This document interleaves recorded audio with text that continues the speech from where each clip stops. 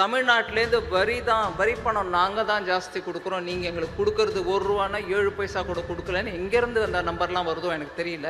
Road, metro, board இதெல்லாம் எங்கேருந்து வருது? பின்ன நாட்டில் 25% இங்கே தான் இருக்கு எலக்ட்ரானிக் மேனுஃபேக்சரிங் கம்பெனிஸ். அவங்க எல்லாருக்கும் PLI வருது. அது எங்கேருந்து வருதுங்க? ஒரு ஜனரஞ்சகமாக நாங்கள் இவ்வளோ பணம் கொடுக்குறோம், எங்களுக்கு என்ன கொடுக்குறீங்கன்ற அந்த கேட்குற அந்த ஆர்குமெண்ட்டே தப்பு. அவங்க எடுக்கிற கால்குலேஷன் எங்கேருந்து வருது எனக்கு புரியல. மேஜர் எலக்ட்ரானிக் மேனுஃபேக்சரிங் கிளஸ்டர்ஸ் நம்ம நாட்டில் 2 கட்ட போகிறோம். அதில் 1 குஜராத்தில். உடனே சொல்லுவாங்க குஜராத்தா, சரி இல்லை.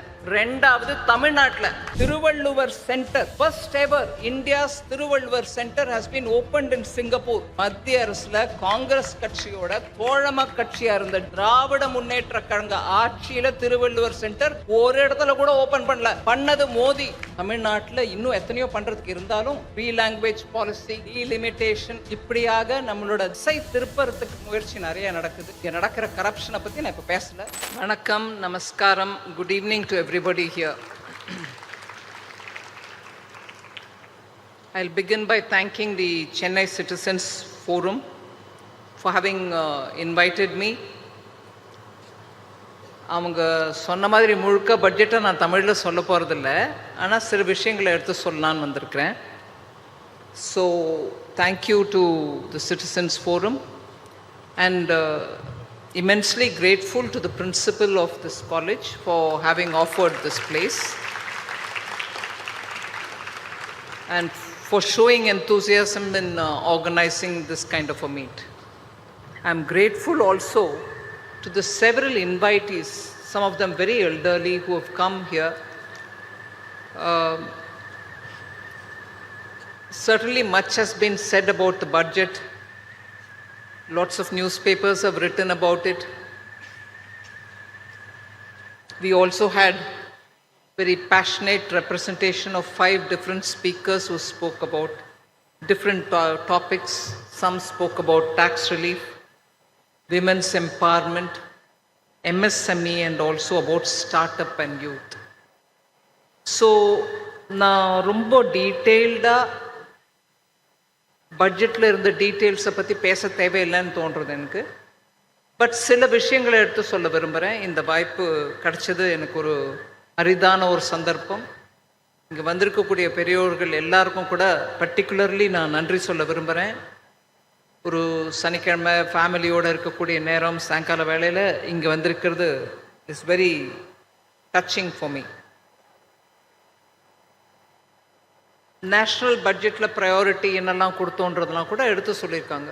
It was an exceptional time for a budget to be prepared because 3ஆம் முறையாக ஜெயிச்சு வந்த பிரதமர் மோடி ஐயா அவர்களுக்கு இது முதல் பட்ஜெட் 3வது டேர்மில். அது எப்படின்னு நீங்கள் கேட்கலாம். எலெக்ஷனுக்கு முன்னாடி ஓட் ஆன் அக்கவுண்ட் கொடுத்தோம்.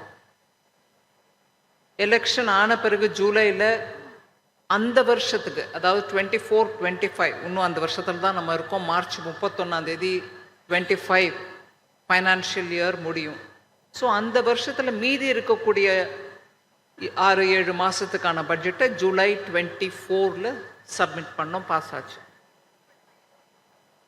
ஸோ எலெக்ஷன் ஆன பிறகு பட்ஜெட் இருந்தாலும் அது ஒரு பகுதி ஆல்ரெடி எலெக்ஷனுக்கு முன்னாடி ஓட் ஆன் அக்கௌண்ட்டாக வந்துடுது. அதுக்கப்புறம் இது தான் கொடுக்க முடிஞ்சது. ஸோ முழுமையான பட்ஜெட் 3வது டேர்முக்கு, பிரதமர் மோடி அவர்கள் டேர்முக்கு 3வது பட்ஜெட் இப்போ தான் முதல் பட்ஜெட் கொடுத்துருக்கோம். ஸோ அது ஏன் 3வது டேர்மில் முதல் பட்ஜெட்னு ஏன் நம்ம பேசணும்? இன்றைக்கி இருக்கக்கூடிய சந்தர்ப்பத்தில் விகசித் பாரத் இன்னும் பார்த்தீங்கன்னா 22 வருஷம்தான் இருக்குது அச்சீவ் பண்ணுறது. விகசித் பாரத்தில் என்னெல்லாம் நம்ம எதிர்பார்ப்புகள் அப்படிங்கிறத கூட பட்ஜெட்டில் நான் ஃபஸ்ட் ஒரு 7-8 அம்சங்களை ஹைலைட் பண்ணினேன். ஸோ அந்த விகசித் பாரத் அட்டைன் பண்ணணும்னா அந்த 22 வருஷத்துக்குள்ளே நம்ம செய்ய வேண்டியது என்னெல்லாம் இருக்கோ அதுக்கு அடித்தளத்தை இப்போவே சரியாக போட்டாதான் அதுக்கு மேலே பில்டப் பண்ண முடியும் ஒவ்வொரு வருஷமும். இது ஒரு பக்கம் இருக்க. பணம், வரி பணத்தை சம்பாதிச்சு வரி பணம் வந்து சேர்ந்த பிறகு அது மாநிலங்களுக்கு அனுப்பக்கூடிய ஒரு ஃபார்முலாவோ ஒரு திட்டத்தையோ இந்த காரணத்துக்காக மாநிலங்களுக்கு கொடுக்கணும் அதை தவிர ஃப்ளட் ரிலீஃப்க்கோ டிசாஸ்டர் ரிலீஃப்க்கோ கொடுங்க, இல்லை முனிசிபாலிட்டிக்கு கொடுங்க அப்படின்னு இந்த சிபாரிசுகளை கொடுக்கக்கூடிய ஃபைனான்ஸ் கமிஷனோட லாஸ்ட் இயர் கூட இந்த வருஷம்தான், லாஸ்ட் ஃபினான்ஸ் கமிஷனோடது. அதனால் புது ஃபினான்ஸ் கமிஷனை நம்ம ஆல்ரெடி ஃபார்ம் பண்ணிட்டோம். அவங்க எல்லா ஸ்டேட்டுக்கும் போய் ஃபினான்ஸ் கமிஷன் அவங்க சொல்லக்கூடிய விஷயங்களை கேட்டறிஞ்சு வந்து அது மேலே ஒரு திட்ட பிரகாரம் ஒரு ரெக்கமெண்டேஷன்ஸை எழுதி கவர்மெண்ட்டுக்கு கொடுத்து கவர்மெண்ட் அதை ஒத்துட்ட பிறகு அடுத்த 5 வருஷத்துக்கு வரக்கூடிய வரி பணத்தை எப்படி மாநிலங்கள் இடையே பிரித்து கொடுக்க வேண்டும் அப்படிங்கிற அந்த டெட்லைன் டேட்டும் இப்போ வந்து சேருது. ஸோ இந்த பட்ஜெட்டில் நீங்கள் பார்த்தீங்கன்னா ஒன்று 25 வருஷத்துக்குள்ள நம்ம அச்சீவ் பண்ண வேண்டிய கோல்ஸ்க்கு அடித்தளம் நாட்டுவதற்கும், அடுத்த 5 வருஷத்தில் வரக்கூடிய வருமானத்தை மாநிலங்களோட பங்கீடு எப்படி செய்து கொள்ள வேண்டும் அப்படின்னு அந்த ஃபினான்ஸ் கமிஷன் மூலமாக வரக்கூடிய ரெக்கமெண்டேஷனையும் ஏற்றுக்கொள்றதுக்கும் ஒரு ஒரு மைல் போஸ்ட் நம்மளுக்கு இருக்குது. இந்த ரெண்டும் இப்போ இருக்குது. நம்ம இம்மீடியட்டாக அதை வச்சுட்டு என்ன பண்ணணுன்றது அந்த திட்டத்தையும் சேர்த்து போட்டு இந்த பட்ஜெட்டில் பிளான் பண்ண மாதிரி இருந்தது. அதனால் கொஞ்சம் நிறையா பேரோட பேசி எக்ஸ்பர்ட்ஸை கலந்து ஆலோசனை பண்ணி அதுக்கப்புறம் தான் இந்த பட்ஜெட் தயாரிச்சு. அதனால் it's a bit of a unique budget. சரி, இதெல்லாம் நம்ம எவ்ரி 10 years எவ்ரி 5 years பண்ணுவாங்களே, இதில் என்ன இருக்குது புதுசாக? இப்போ இருக்கக்கூடிய காலகட்டம் எந்த பட்ஜெட் தயாரிக்கும் போது கூட நம்ம நாட்டுக்குள்ளே இருக்கக்கூடிய சில ஃபேக்டர்ஸை மனசில் வச்சுப்போம். மன்சூன் ரெயின்ஸ் நல்லபடியாக வந்துச்சு, விவசாயிகளுக்கு நல்லபடியாக மழை நீர் எல்லாம் கிடச்சி பாசனம் சரியாக இருந்து விளைச்சல் நல்லா இருந்தால் எக்கானமி ஒரு விதமாக இருக்கும். ஒருவேளை மழை சரியாக இல்லை, மழை குறைவின் காரணமாக விவசாயிகளுக்கு இடைஞ்சல் ஆச்சுன்னா நம்ம எங்கேருந்து இறக்குமதி பண்ணணும், இறக்குமதி பண்ணணுமா, அதுக்கு எவ்வளோ ஒதுக்கீடு பண்ணி வச்சுக்கணும், இதெல்லாம் கூட மனசில் இருக்கும். எல்லா கவர்மெண்ட்டுக்கும் அதெல்லாம் தெரியும். சரி, விலைவாசி ஜாஸ்தி ஆயிடுச்சுன்னா என்ன பண்ணோம், அதுக்கும் தெரியும். பட் வெளியிலேருந்து வரக்கூடிய சேலஞ்சஸ் என்ன அப்படிங்கிறது ஒரு பெரிய நம்மளுக்கு முன்னாடி இருக்கக்கூடிய ஒரு பெரிய என்ன சொல்கிறது ஒரு ஸ்க்ரீன், அதை பியர்ஸ் பண்ணிட்டு யோசிக்கிறதுங்கிறது கொஞ்சம் கஷ்டம். இப்போ அந்த வெளியிலேருந்து வரக்கூடிய சேலஞ்சஸ், எக்ஸ்டர்னல் சேலஞ்சஸ் இந்த வருஷம் ரொம்பவே அதிகமாக இருந்தது. ஏன்? ஒரு புது கவர்மெண்ட் யுனைடெட் ஸ்டேட்ஸ் ஆஃப் அமெரிக்காவில் வந்திருக்கு. அவங்களோட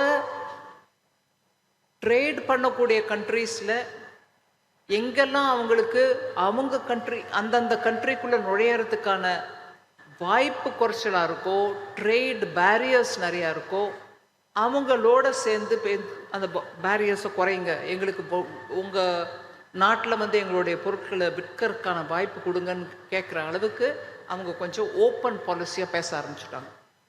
நம்மளுக்கு USA biggest training partner. So we have to make sure India's interest is protected and also safeguard. அதையும் மனசில் வச்சுக்குமா இருந்தது. அப்போது டேரிஃப் வாரா நம்மளுக்கு எகென்ஸ்டாக போட போகிறாங்களான்றதெல்லாம் தெரியாது. Because United states new administration came to force only on January 20th. நம்மளோட பட்ஜெட் 1ஆம் தேதி கொடுத்தோம். அதுக்கப்புறம் நிறைய டெவலப்மெண்ட் ஆயிருக்கு. So that was an uncertainty.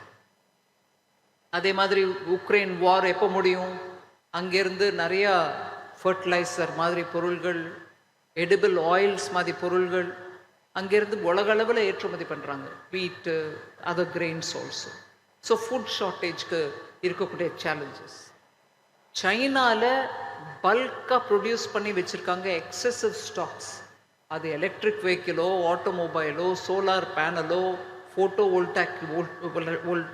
வோல்டாக்ஸ் செல்ஸோ, இது எல்லாமே அவங்கக்கிட்ட எக்ஸஸ் கெப்பாசிட்டியில் இருக்கிறதுனால ஒருவேளை அமெரிக்காவுக்கு ஏற்றுமதி பண்ண முடியலன்னா நம்ம நாட்டில் அது ஒரு டம்பிங் ஆகிடுமா? அப்படி ஆச்சுன்னா நம்ம எக்கானமி எப்படி காப்பாற்ற போகிறோம்? அது ஒரு அன்சர்டனிட்டி. ஒருவேளை அவங்க டம்பிங்கே பண்ணல, அவங்க நாட்டில் குறைச்சலாக வாங்குறாங்க, ஏன்னா அவங்களுக்கு ஒரு சிச்சுவேஷன் இருக்குது, டிமாண்ட் இஸ் நாட் ரைசிங்கும் போது நம்மளோட ஏற்றுமதி கூட அந்த நாட்டுக்கு அஃபெக்ட் ஆகுமா? இப்படியாக வெளியிலேருந்து external challenges where lots more. So we had a lot of issues. அதுக்கெல்லாம் பிளான் பண்ணிக்கிட்டு பட்ஜெட் எடுத்துகிட்டு வந்தோம். அதனால தான் ஏஐக்கு முக்கியத்துவம் கொடுத்தோம். இங்கே பேசின மாதிரி இன்டர்ன்ஷிப் கொடுத்து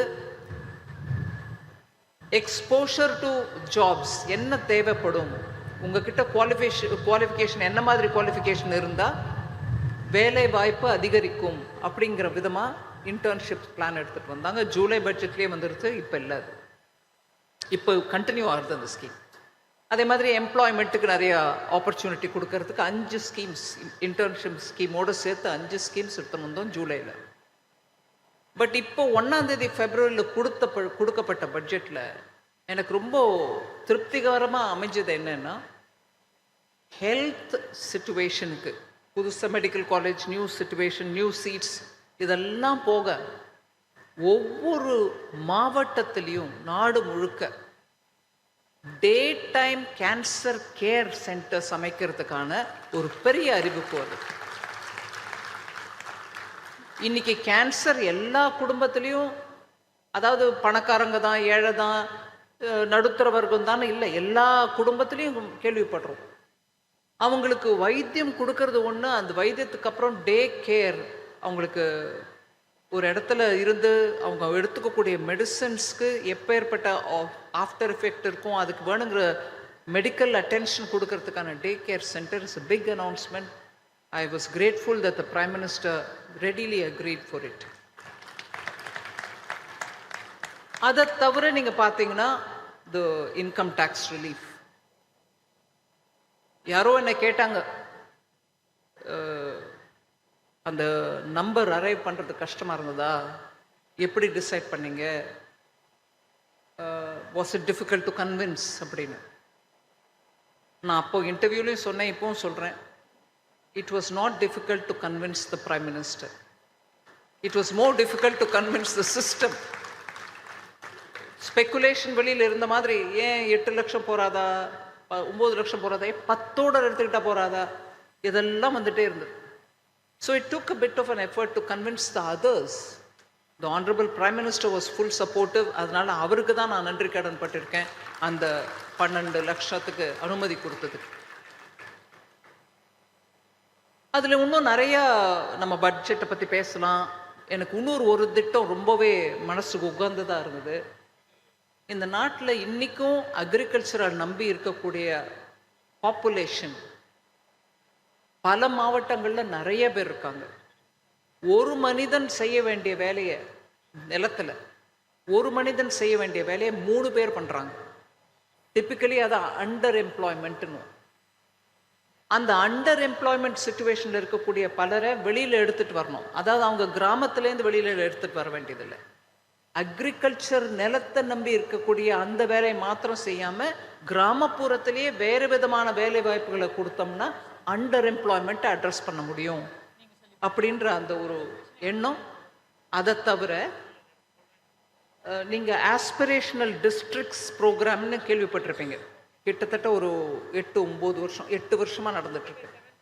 அதாவது ஒவ்வொரு மாநிலத்திலையும் அந்த மாநிலத்தோட ஆவரேஜ் க்ரோத் ஒரு அளவில் இருந்துச்சுன்னா, அந்த மாநிலத்துக்குள்ளவே சில மாவட்டங்களில் அந்த அளவு கூட ரீச் பண்ணாத மாவட்டங்களை நம்ம ஜென்ரலாக பின்தங்கிய மாவட்டங்கள்னு சொல்லுவோம். அப்படி சொல்லாமல் பிரதமர் அதை ஆஸ்பிரேஷனல் டிஸ்ட்ரிக்ட் அப்படின்னு சொன்னாங்க. அவங்களும் முன்னேற ஆசைப்படுறாங்க, அதை ரெக்கக்னைஸ் பண்ணமே தவிர அவங்கள பின்தங்கியிருக்கேன்னு சொல்கிறத விட அவங்க முன்னேறதுக்கு நம்ம என்ன பண்ணோன்றதை பாருங்கன்னு சொல்லி ஆஸ்பிரேஷனல் டிஸ்ட்ரிக்ட் ப்ரோக்ராம் எடுத்துகிட்டு வந்தாங்க. அதில் கிட்டத்தட்ட 112 மாவட்டங்கள் நாடு முழுவதும். அந்த 112 மாவட்டங்கள்லையும் பிரைமரி ஹியூமன் இண்டெக்ஸை மெஷர் பண்ணுறதுக்கு ஹாஸ்பிட்டல் இருக்கா, டே கேர் சென்டர்ஸ் இருக்கா, போஷன் அதாவது பிள்ளைங்களுக்கு நியூட்ரிஷியஸ் ஃபுட் கிடைக்கிறதா, ஸ்கூலில் டீச்சர்ஸ் இருக்காங்களா, அந்த மாதிரி பேசிக் ஹியூமன் வாட்டர் கிடைக்கிறதா, வீடு இருக்கா, இதெல்லாம் பார்க்க சொல்லி 8-9 வருஷமாக நடந்துட்டுருக்கு அந்த திட்டமும்.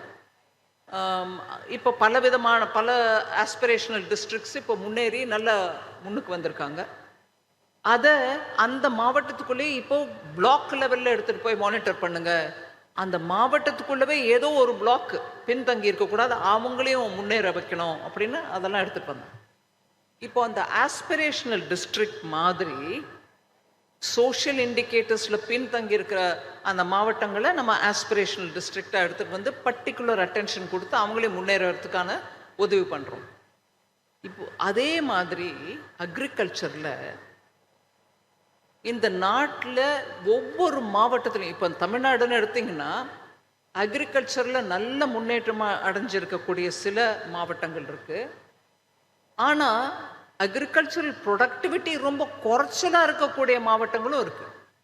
அங்கே பல காரணம் இருக்கலாம். இரிகேஷனே போகலை, தண்ணிக்கு வசதி இல்லை, அந்த மண் நல்ல மண் இல்லை அங்கே இருக்கக்கூடிய மக்கள் ப்ரொடக்டிவ் ஏஜ் குரூப்பில் இருக்கிற மக்கள் ஆல்ரெடி வேற எங்கேயோ மைக்ரேட் ஆகிட்டாங்க. எத்தனையோ காரணம் இருக்கலாம்.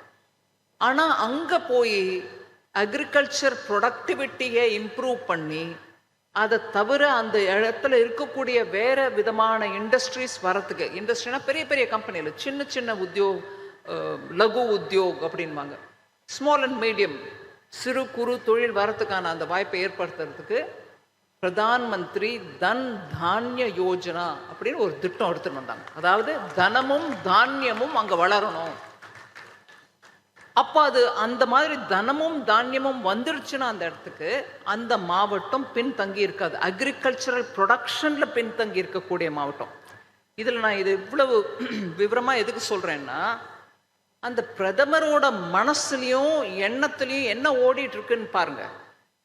பின்தங்கி இருக்கக்கூடாதுன்றதுக்கு எத்தனை விதமான பர்மிட்டேஷன் காம்பினேஷன். முதல்ல நீங்கள் ஹியூமன் இண்டெக்ஸ் துவாரா போ, இப்போ அக்ரிகல்ச்சர் ப்ரொடக்டிவிட்டி துவாரா போ. இதெல்லாம் ஏன்? அல்டிமேட்லி எந்த ஒரு பகுதியும் பின்தங்கி இருக்கக்கூடாது அப்படிங்கிறதுக்கு எல்லா விதமான காம்பினேஷன்லையும் அங்கே போய் சேருங்க. மக்களுடைய விஷயத்தை புரிஞ்சுட்டு அங்கே வேணுங்கிற எஃபர்ட் எடுங்கன்னு சொல்லி மினிமம் 100 டிஸ்ட்ரிக்ட்ஸ்ல இந்த வருஷம் அந்த தன தானிய யோஜனா, தன தானிய திட்டத்தை எடுத்துட்டு போய் அக்ரிகல்ச்சரல் ப்ரொடக்டிவிட்டி இன்க்ரீஸ் பண்ணு. அவங்களோட ப்ரொடக்டிவிட்டி இன்க்ரீஸ் ஆகி ப்ரொடக்ஷன் கொள்முதல் பண்ண வேண்டிய நேரத்தில் சரியான கொள்முதல் பண்ணு. அதே மாதிரி அங்கே கோடவுன்ஸ் கட்டுங்க. அங்கே இருக்கக்கூடிய கிராம மக்களுக்கு அந்த அதிகாரத்தை கொடுங்க, அவங்களே அதை நடத்தட்டும். அவங்களுக்கு கோடவுன் ஃபெசிலிட்டி வந்துருச்சுன்னா அவங்க உற்பத்தி பண்ண பொருட்களை அவசரத்தில் விற்க வேண்டாம், விலை நல்லா இருக்கும்போது விற்க முடியும் அப்படின்ற பலவித எண்ணம். ஸோ இந்த பட்ஜெட் மேக்கிங்கில் நாட்டில் ஒரு பகுதியும் பின்தங்கி இருக்கக்கூடாதுன்ற அந்த முக்கியமான கொள்கையை வச்சுக்கிட்டு அக்ரிகல்ச்சரில் ஒரு முறை, ஹியூமன் இண்டஸ்ட்ரீஸில் இன்னொரு முறைன்னு பல ஒவ்வொரு பட்ஜெட்லையும் திட்டம் வருது. அது இந்த தரம் இப்படி வந்திருக்கு. அதனால் நிறைய சொல்லலாம். ஆர்டிஃபிஷியல் இன்டெலிஜென்ஸ்க்கு கொடுத்துருக்கோம், சயின்ஸ் அண்ட் டெக்னாலஜி இன்னோவேஷனுக்கு பணம் 1 லட்சம் கோடி அலாட் பண்ணியிருக்கோம். அது ப்ரைவேட் பார்ட்னர்ஷிப்பில் கூட நீங்கள் அதை யூஸ் பண்ணிக்கலாம். எத்தனையோ அப்படி வந்திருக்கு. நான் அதெல்லாம் பற்றி விளக்கம் சொல்ல. ஆனால் தமிழ்நாட்டில் வந்திருக்கிறேன், எல்லாரும் எல்லாத்தையும் பற்றி பேசுகிறாங்க. நான் முக்கியமாக பட்ஜெட், இந்த பட்ஜெட் மாத்திரம் இல்லை, லாஸ்ட் ஒரு 8-10 இயர்ஸாக தமிழ்நாட்டுக்கு என்னெல்லாம் சென்ட்ரல் கவர்மெண்ட் மூலமாக வந்திருக்குன்றதையும் சொல்லிட்டு இந்த பட்ஜெட்லையும் என்ன கொடுத்துருக்கோன்றதையும் எடுத்து சொல்ல விரும்புகிறேன். நிறைய டைம் எடுத்துக்கல, அதை ஒரு கம்பார்ட்மெண்டலைஸ் பண்ணியிருக்கேன். ஐ நோ கொஸ்டின் ஆன்சர் செஷனும் இருக்குது. ஸோ முதல்ல I want to tell about இந்த 10 வருஷத்தில் தமிழ்நாட்டுக்கு என்ன கொடுத்துருக்கோம். And that to touching the lives of poorest of, முதல்ல ஏழ்மையில் இருக்கிறவங்களுக்கு, லோவர் மிடில் கிளாஸில் இருக்கிறவங்களுக்கு அவங்களோட பேசிக் நெசசிட்டிக்கு என்ன கொடுக்கணுமோ அதை கொடுத்துருக்கோமா இல்லையா? ஜன்தன் திட்டம், எல்லாருக்கும் பேங்க் அக்கௌண்ட் இருக்கணும். 1.7 crore பேங்க் அக்கௌண்ட்ஸ் தமிழ்நாட்டில் மாத்திரம் ஓப்பன் பண்ணியிருக்கோம். அதில் 58% பெண்கள். அதே மாதிரி வீடு, PM ஆவாஸ் யோஜனா 12 லட்சம் வீடு கட்டப்பட்டிருக்கு ஆவாஸ் யோஜனை மூலமாக, திட்டத்தின் மூலமாக. ஸ்வச்ச பாரத் மிஷன், எல்லார் வீட்லேயும் டாய்லெட் இருக்கணும், எல்லாருக்கும் கொஞ்சம் சுகாதாரமாக இருக்கிறதுக்கான வாய்ப்பு கொடுக்கணும். 59 லட்சம் ரூரல் ஹவுஸ் ஹோல்ட்ஸில் டாய்லெட்ஸ் கொடுக்கப்பட்டிருக்கு தமிழ்நாட்டில் மாத்திரம். ஜல் ஜீவன் மிஷன், அதாவது ஒவ்வொரு வீட்லேயும் குழாய் தண்ணி போய் சேரணும். 89 லட்சம் ரூரல் ஹவுஸ் ஹோல்ட்ஸில் பைப்பு கனெக்ஷன் போய் சேர்ந்துருக்கு, பைப்பு மூலமாக தண்ணி வருது. PM உஜ்வலா யோஜனா, வீட்டுக்கு எரிவாயு 41 லட்சம் உஜ்வலா திட்டத்தின் மூலமாக கேஸ் சிலிண்டர் சப்சிடியில் தமிழ்நாட்டுக்கு வந்து சேருது.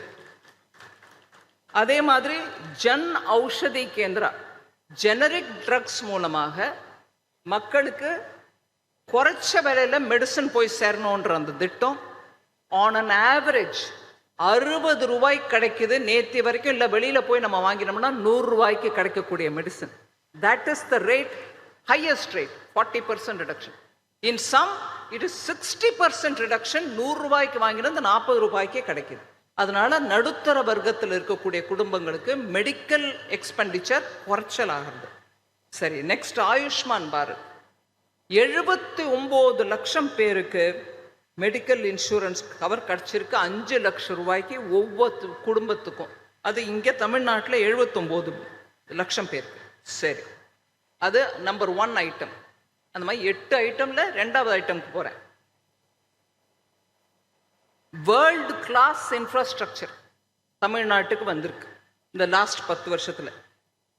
4100 kilometre of national highways construct பண்ணியிருக்கோம் தமிழ்நாட்டில் மாத்திரம்.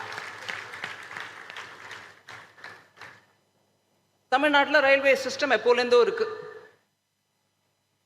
ஸ்ரீலங்காலையும் இருக்கு. ஆனால் எப்போலேருந்தோ இருக்கக்கூடிய ரயில்வே சிஸ்டம் இருக்கையில் இந்த லாஸ்ட் 10 வருஷத்துல இலங்கையில் எவ்வளவு ரயில்வே சிஸ்டம் இருக்கோ அந்த அளவு சிஸ்டம் புதுசா தமிழ்நாட்டில் ஆட் பண்ணியிருக்கிறோம். இருக்கிற சிஸ்டத்தோட நியூவர் சிஸ்டம் வந்திருக்கு, இன்னும் அடிஷ்னலா வந்திருக்கு. அது எவ்வளவு வந்திருக்கு? ஒரு முழுமையா இலங்கையில் இருக்கக்கூடிய ரயில் எத்தனை நெட்வொர்க் இருக்கோ அத்தனை நெட்வொர்க் தமிழ்நாட்டில் புதுசா இந்த லாஸ்ட் 10 வருஷத்துல ஆட் செய்யப்பட்டு இருக்கு. அதாவது 1303 kilometre new railway tracks have been constructed in Tamil Nadu, which is close to the entire network of Sri Lanka. 1303 புதுசு. And around 2242 of rail network has been electrified since 2014. Curry engine இல்லை, diesel engine இல்லை, எல்லாம் electrified. So தமிழ்நாட்டில் இப்போ எத்தனை வண்டி எலக்ட்ரிஃபைடாக ஓடுது? 94%. 194 வண்டிகள் தமிழ்நாட்டில் ரயில் வண்டிகள் எல்லாமே எலக்ட்ரிசிட்டியில் ஓடுது. டீசல் இல்லை, கரி நிலக்கரி இல்லை. சரி, this is about rail. Next I'll come to talking about metro. 54 kilometre of Chennai metro has been operationalised. சும்மா அடிக்கல் நாட்டில் நடக்குது, வண்டி ஓடுது. நெக்ஸ்ட் சேலம்ல புது ஏர்போர்ட், நெய்வேலியில போர்ட் ஏர்போர்ட், வேலூர்ல போர்ட் ஏர்போர்ட், உடான் ஸ்கீம், சின்ன சின்ன ஏர்போர்ட்ஸை கட்டியிருக்காங்க. அதே மாதிரி தமிழ்நாடு இண்டஸ்ட்ரியல் காரிடாரை பற்றி சொன்னோம், டிஃபென்ஸ் இண்டஸ்ட்ரியல் காரிடார். அது Chennai, Tiruchi, Coimbatore, Salem and Hosur industrial nodes இருக்கு. அதுக்கப்புறம் எய்ம்ஸ் மதுரையில் 2019 வந்தது, இன்னும் கொஞ்சம் ஸ்பீடாக பில்டப் பண்ணணும். சரி,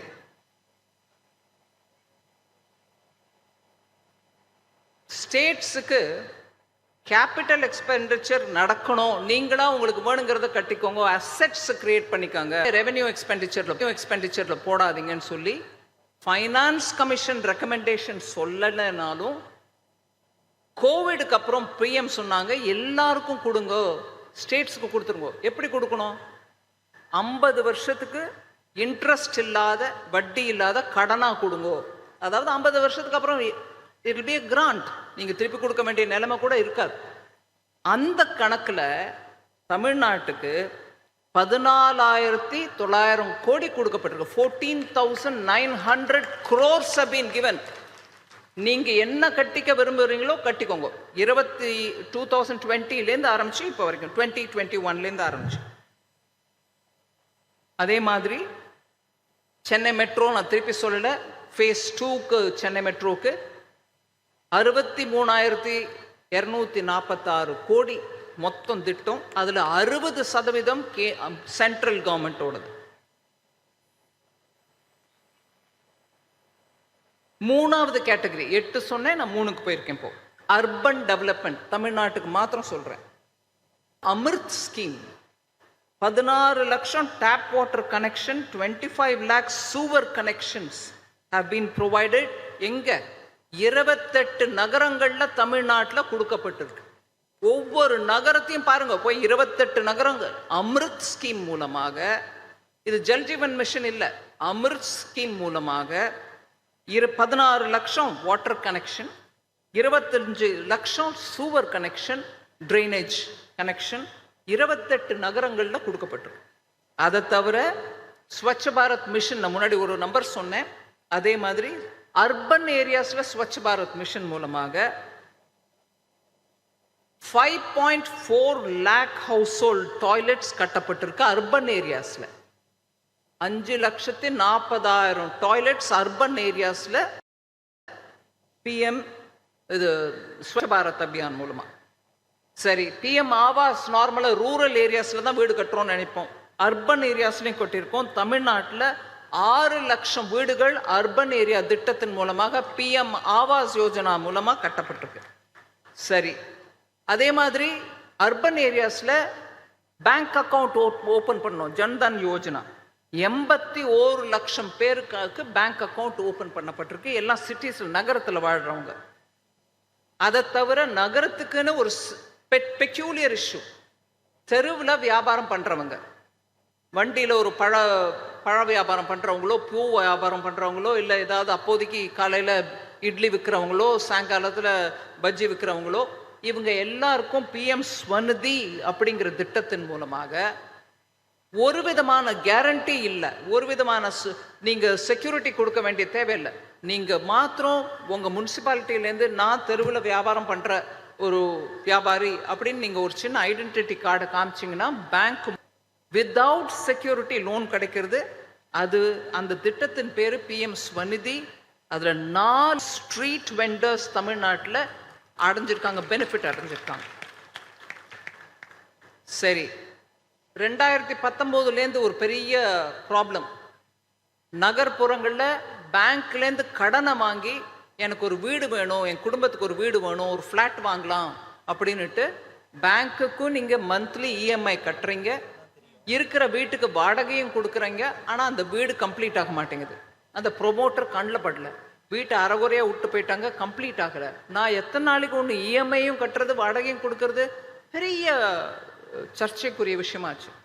அதில் சுவாமி, அதாவது single window for these middle income group house holds ஒரு திட்டம் போட்டு 15,000 கோடி ஃபண்ட் அதில் போட்டு அதன் மூலமாக 1 லட்சம் பேர் இந்த மாதிரி எங்களுக்கு வீடு கிடைக்காதான வேதனைப்படுறவங்களுக்கு 1 லட்சம் பேருக்கு வீட்டு சாவியை கொடுத்துருக்கோம். அந்த ப்ராஜெக்டை கம்ப்ளீட் பண்ண வச்சு நடுத்தர வர்க்கங்களுக்கு இஎம்ஐயும் பே பண்ணிக்கிட்டு ரெண்ட்டும் பே பண்ண வேண்டாம், உங்கள் வீடு ரெடி ஆகிடுச்சு எடுத்துக்கோங்க.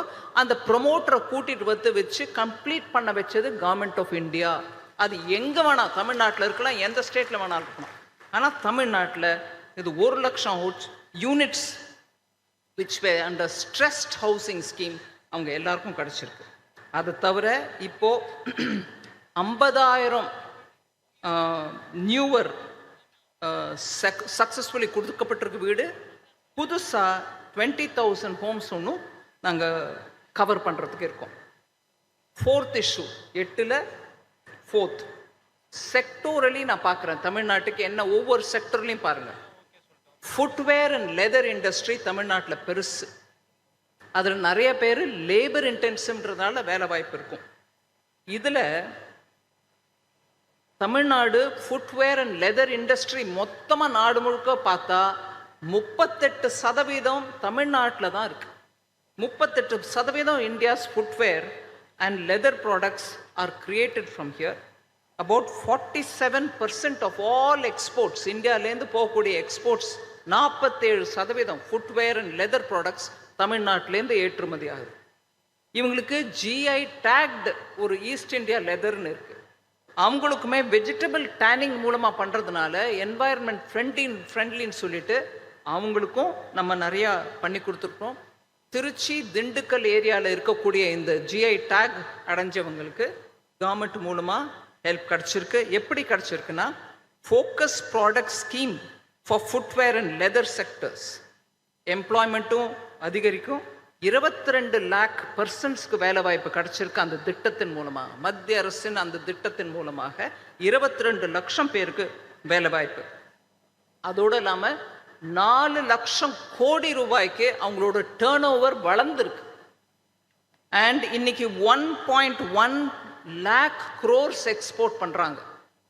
கவர்மெண்ட் ஒவ்வொரு வருஷமும் கொடுத்த அந்த பெனிஃபிட்ஸ்னால தமிழ்நாட்டில் திண்டுக்கல் அண்ட் திருச்சியில் இருக்கக்கூடிய லெதர் இண்டஸ்ட்ரீஸ்க்கு இவ்வளவு பெனிஃபிட் கிடச்சிருக்கு. அவங்க இன்னைக்கு இவ்வளவு ஏற்றுமதி பண்ண முடியுது. அதை தவிர பாலிசி கோஆர்டினேஷன், கஸ்டம்ஸ் டியூட்டியை இறக்கி அவங்க இம்போர்ட் பண்ணனாலும் பண்ணிக்கிட்டோம் ரா மெட்டீரியல்ஸ்ன்றது கூட பட்ஜெட்டில் பண்ணியிருக்கோம். பியூர்லி தமிழ்நாட்டுக்கு நான் ஹைலைட் பண்ணுறேன். அதே மாதிரி handicrafts 19 high value geographical indication இருக்கக்கூடிய handicraft ப்ராடக்ட்ஸ்க்கு we have given a lot of boost. அது தஞ்சாவூர் பொம்மையாக இருக்கட்டும், சுவாமிமலை பிரான்ஸ் விக்கிரகங்களாக இருக்கட்டும், மானாமதுரை பாட்டரியாக இருக்கட்டும், பத்தமடை பாயாக இருக்கட்டும், இவங்க எல்லாருக்கும் சென்ட்ரல் கவர்மெண்ட் ஸ்கீம்ஸ் மூலமாக போய் சேருது. பெரிய பெரியவங்களுக்கு மாத்திரம் பண்ணல, சின்ன சின்ன குறு தொழிலில் இருக்கிறவங்களுக்கு கூட சென்ட்ரல் பட்ஜெட் மூலமாக பெனிஃபிட் வருது. அதே மாதிரி 28 ஆர்டிசான் கிளஸ்டர் தமிழ்நாட்டில் இருக்கு. என்னத்துக்கு? சின்ன சின்ன ஆர்டிசான்ஸ் எல்லாரும் கூடி உட்காந்து பண்ணக்கூடிய சில தொழில்களுக்கு ஆர்டிசான் கிளஸ்டர் கிரியேட் பண்ணி அவங்களுக்கு வேலை வாய்ப்பு ப்ளஸ் அவங்களுக்கு காமன் ஃபெசிலிட்டி கிரியேட் பண்ணணும். இதெல்லாம் கூட பண்ணி கொடுத்துருக்கோம். குளோபல் ஹப் ஃபார் டாய்ஸ் இங்கே நிறைய ட்ரைனிங் கூட கிடச்சிருக்கு. எக்ஸ்போர்ட் ப்ரொமோஷன் கூட அதில் பண்ணுறோம். அதே மாதிரி டெக்ஸ்டைல்ஸ் அண்ட் அப்பேரல்ஸ் தமிழ்நாட்டில் ரொம்ப ஃபேமஸ். அவங்களுக்கு 12 GI டேக்டு ஹேண்ட்லூம்ஸ் இருக்குது. உதாரணத்துக்கு சொல்லணும்னா காஞ்சிபுரம், சேலம், மதுரை சுங்குடி, நெகமம் காட்டன், தோடா எம்ப்ராய்டரி, நீலகிரியில் இருக்கக்கூடிய அந்த ட்ரைபல் பீப்புள் அவங்க எம்ப்ராய்டரி, அவங்களுக்கும் சப்போர்ட் கொடுக்குறோம். PM Mitra park, mega integrated textile region, அதை மித்ரான்னுவாங்க, பெருசு. மெகா பார்க் விருதுநகரில் செட்டப் ஆகுது. அதே மாதிரி 76 ஹேண்ட்லூம் கிளஸ்டர் செட்டப் பண்ணியிருக்கோம். அவங்களுக்கு 53 கோடி ரூபாய் பெனிஃபிட்டாக கொடுக்கப்பட்டிருக்கு. அதில் 4 கம்ப்ளீட் ஆயிடுச்சு. 7ல் 4 கம்ப்ளீட்டட், 3 இப்போ இம்ப்ளிமெண்டேஷனில் இருந்துட்டு. அதை தவிர PLI ஸ்கீம், இப்போ செமிகண்டக்டர்ஸ்க்கு PLI ஸ்கீம் கொடுக்குறோம். அதே மாதிரி PLI ஸ்கீம் டெக்ஸ்டைல்ஸ்க்கும் கொடுக்குறோம். அது 74 கம்பெனிஸ் தமிழ்நாட்டிலேருந்து அப்ளை பண்ணியிருக்காங்க. 74 கம்பெனிஸ் மொத்தம் நாடு முழுவதில் அப்ளை பண்ணிருக்காங்க. அதில் 9 கம்பெனிஸ் தமிழ்நாட்டை சேர்ந்தது. Next item, major big ticket item, semiconductor மேனுஃபேக்சரிங்கில், எலக்ட்ரானிக்ஸ் செக்டரில் தமிழ்நாட்டில் 47 மேனுஃபேக்சரிங் யூனிட்ஸ். தமிழ்நாட்டில் இருக்கக்கூடிய மேனுஃபேக்சரிங் யூனிட்ஸ் 47க்கு சென்ட்ரல் மினிஸ்ட்ரி, எலக்ட்ரானிக் மினிஸ்ட்ரி மூலமாக நிறைய சப்போர்ட் கிடைக்குது.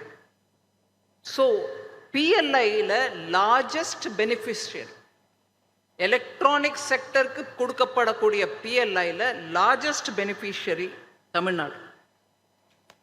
இந்த லார்ஜ் ஸ்கேல் எலக்ட்ரானிக் மேனுஃபேக்சரிங் 27 அப்ரூவலுக்கு வந்த ஃபார்ம்ஸில் 7 ஆல்ரெடி அப்ரூவல் ஆயிடுச்சு. அந்த 25% of it are located in Tamil Nadu. All over India PLI receive பண்ணக்கூடிய எலக்ட்ரானிக்ஸ் கம்பெனிஸில் 25% தமிழ்நாட்டில் தான் இருக்குது. அவங்க எல்லாருக்கும் PLI மணி கிடைக்கிது. நான் வேணும்னே இதை கொஞ்சம் பில்டப் பண்ணுறேன். ஏன்னா இங்கே ஒரு ஆர்குமெண்ட் வைக்கிறாங்க, தமிழ்நாட்டிலேருந்து வரி பணம் நாங்கள் தான் ஜாஸ்தி கொடுக்குறோம், நீங்கள் எங்களுக்கு கொடுக்கறது 1 ரூபானா 7 பைசா கூட கொடுக்கலன்னு. எங்கேருந்து அந்த நம்பர்லாம் வருதோ எனக்கு தெரியல. இதெல்லாம் எங்கேருந்து வருது? பின்ன ரோடு, மெட்ரோ, போர்ட் ஒன்று சொல்கிறேன்.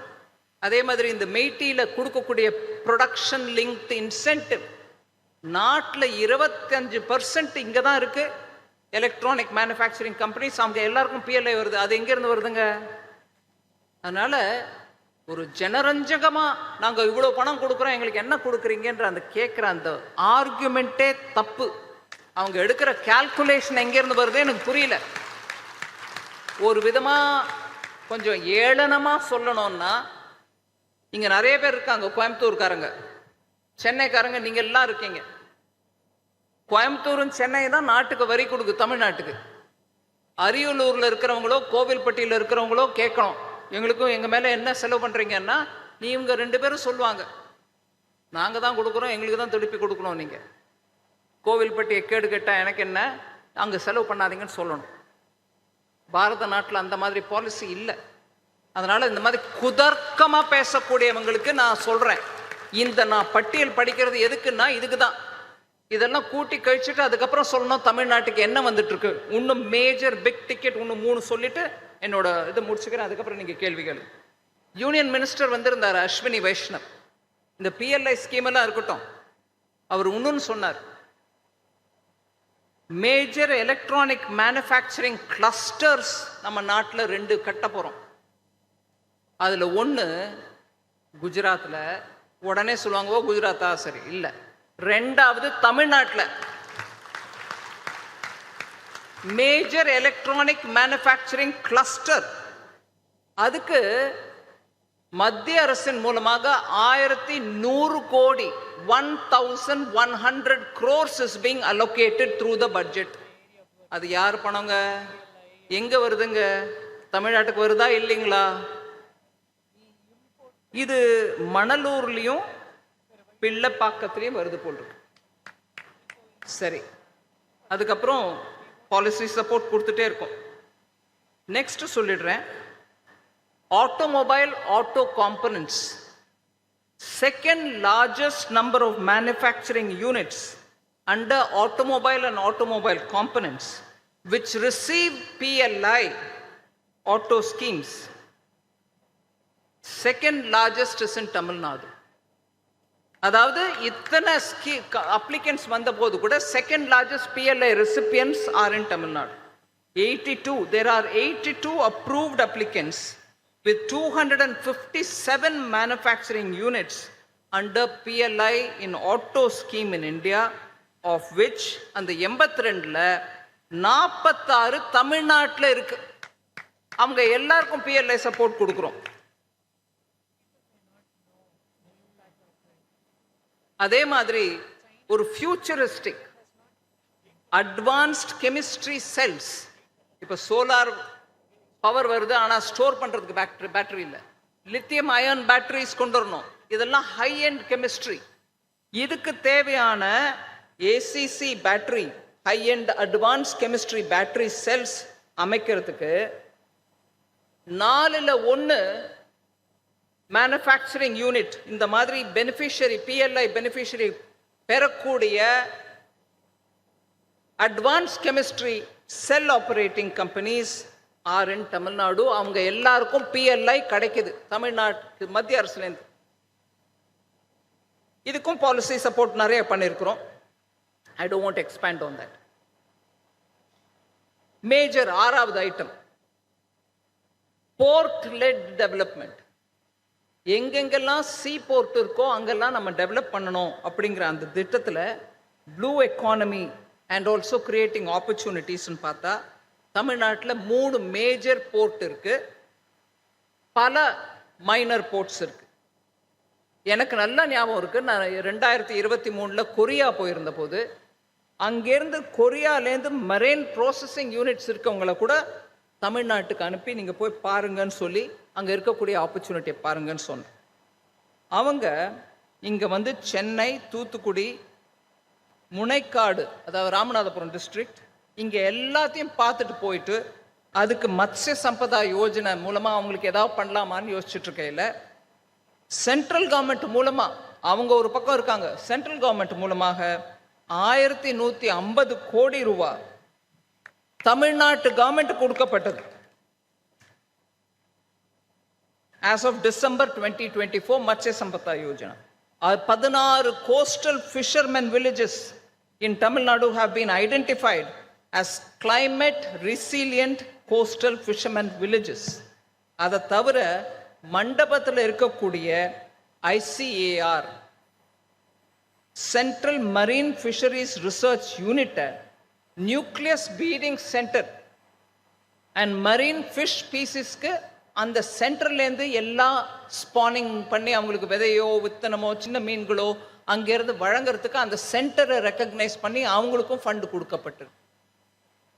ஸோ இத்தனையும் நடந்த பிறகு லாஸ்ட்டில் ஒரு பாயிண்ட் சொல்கிறேன். சீவீட் கல்டிவேஷன் தமிழ்நாட்டில் குளோபல் ப்ரொடக்ஷனுக்கு கம்பேர் பண்ணால் லெஸ் தென் 1% தான் நம்ம ப்ரொடியூஸ் பண்ணுறோம். இத்தனை பியூட்டிஃபுல் கடற்கரை ஓரம் இருந்தால் கூட 220 பொட்டென்ஷியல் சீவீட் கல்டிவேஷன் சென்டரை நீத்தி ஆயோக் மூலமா தமிழ்நாட்டில் 220 சென்டர் ரெக்கக்னைஸ் பண்ணப்பட்டிருக்கு. அதுக்குன்னு central salt and marine chemicals research மூலமாக 5300 ஹெக்டேர்ல சீவீடு வளர்க்கறதுக்கு தமிழ்நாட்டில் திட்டம் போட்டு கொடுத்தாச்சு. அதுக்கான பட்ஜெட்டரி ப்ரொவிஷனும் கொடுத்துட்டோம். அதை ப்ரோக்ரெசிவாக எடுத்துட்டு போனா வேர்ல்டு இன்னைக்கு சீவீடுக்கு எவ்வளோ ஆப்பர்ச்சுனிட்டி இருக்கோ அதை எல்லாம் தமிழ்நாடு கேப்சர் பண்ணலாம். நம்மளுக்கு கோஸ்டல் ஏரியா, அப்பேற்பட்ட கோஸ்டல் ஏரியா. இன்னொரு big ticket, India's first offshore wind energy project is in Tamil Nadu. அதுக்கு வயபிலிட்டி கேப் ஃபண்டிங்கும் நம்ம தான் கொடுக்குறோம் சென்ட்ரல்லேருந்து. எவ்வளவு?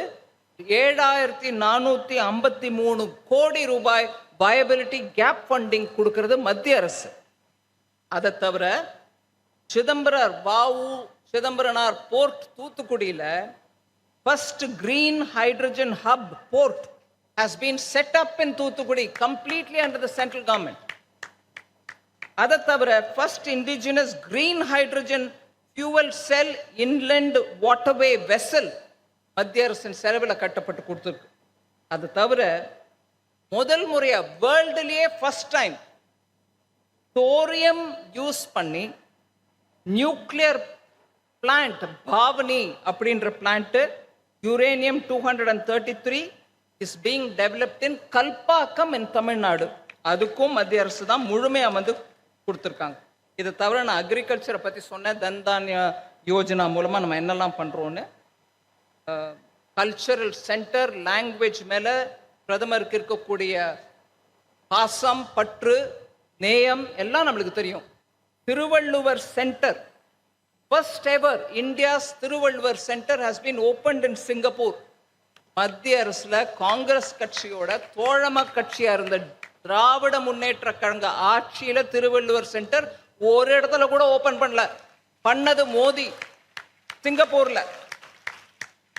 அதை தவிர காசி தமிழ் சங்கமம் 2வது முறையா நடந்த போது கண்ணில்லாத மக்கள் படிக்கக்கூடிய பிரெயில் லாங்குவேஜ்ல திருக்குறளை தயார் பண்ணி யார் வேணாலும் படிக்கணும், கண்ணில்லாதவங்க கூட திருக்குறளை படிக்கணும்னு அதை லாங்குவேஜ் டிரான்ஸ்லேஷனும் பண்ணி கொடுத்து, அதை தவிர மணிமேகலை நம்மளுடைய வந்த காவியம் சங்க இலக்கியத்தில் ஒன்று, அதையும் கூட தமிழ், அதை தவிர இதர லாங்குவேஜில் கூட டிரான்ஸ்லேட் பண்ணி ரிலீஸ் பண்ண காஷி தமிழ் சங்கம்.